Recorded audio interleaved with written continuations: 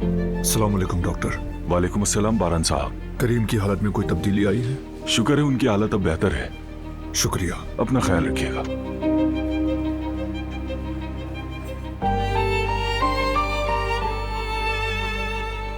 Okan, पूरा दिन गुजर गया, दारिया की कोई खबर नहीं मिली। हम उसका पीछा कर रहे हैं, जैसे कुछ पता चलता है मैं आपको बताता हूँ। ओकान, हमारे पास जाया करने के लिए वक्त नहीं। वो दूसरे मुल्क भाग सकती है, कुछ भी कर सकती है वो। जल्दी करो। हम अपनी हर मुमकिन कोशिश कर रहे हैं, आप फिक्र मत करें भाई। उम्मीद है दारिया को जल्दी पकड़ लोगे, इससे पहले कि वो किसी और को नुकसान पहुंचाए।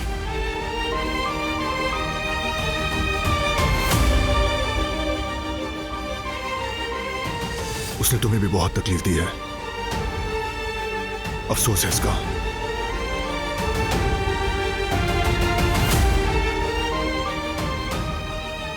सबसे पहले उसे घर में लाना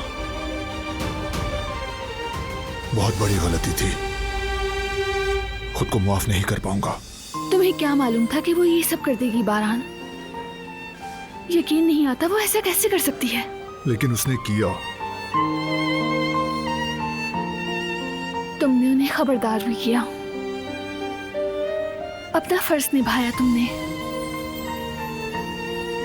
हर इंसान दूसरे मौके का हकदार होता है।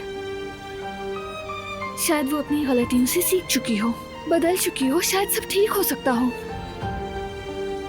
काश हो सकता।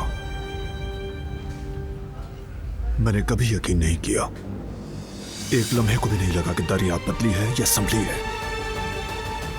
फराद से मंगनी समेत उसकी हर चीज झूठ का पुलंदा थी।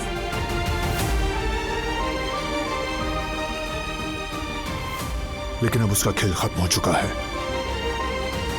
उसने जो किया उसकी सजा भुगतेगी वो, और वो भी सख्त तरीन सजा।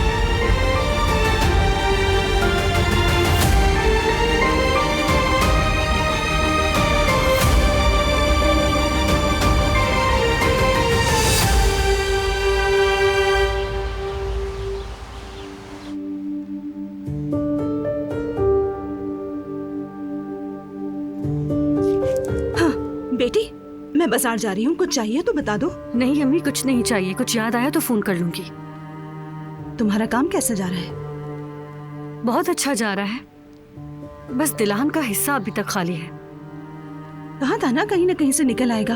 अब देखो तस्वीर कहाँ से मिलती है। असल में ये चीजें बहुत अहम होती है अम्मी। बच्चा बड़े होकर पूछता है कि मैं कैसा बच्चा था, वगैरह वगैरह। बेटी, लग रहा है किसी ने एल्बम देखते वक्त वो तस्वीर निकाली और वापस नहीं रखी।